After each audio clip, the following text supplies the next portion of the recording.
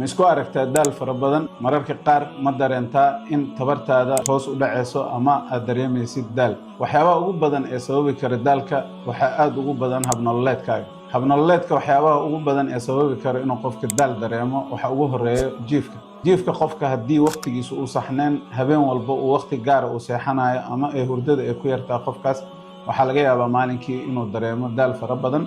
maalmaha koowaad qofka markaas uu hurdadiisu aad u bedelo aad u garan karaa hadduu caado ka dhigto qofka marka daal aan dhammaanin ayuu isku arki doonaa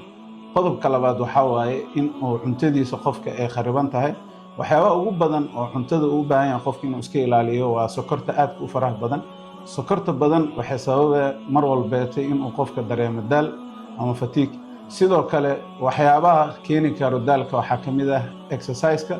qofka aalmiito aad u badan haddii uu sameeyana daal ayuu dareemayaa sidoo kaleeta haddii uu qofka aalmiito sameynin oo qof iska jooga guriga uu noqda waxaa dhacaysa in qofkaas uu dareemo daal fara badan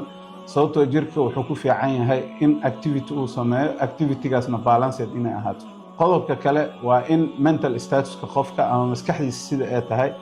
maskaxda qofka haddii stress badan uu jiro ama walwal uu jiro ama sidoo kale depression qofkan uu dareemayo ama anxiety waxaa dhacaysa qofkan inuu mar walbeeto uu daal dareemo ama daal fara badan inuu isku arko xaalado caafimaad oo sidoo kale waxaa jiro waqti dheer jiitamo oo keeni kara daal fara badan xaaladahaas waxaa ka mid ah in qofka beerka uu ka jiran yahay ama kilyaha uu ka jiran yahay ama wadnaha uu ka jiran yahay intoodaasba waxay keeni karaan qofka inuu daal dareemo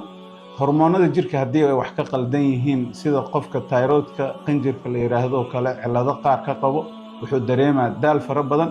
sidoo kale dadka qaba sokorta ama macaanka waxay dareemayaan daal fara badan oo joogto ah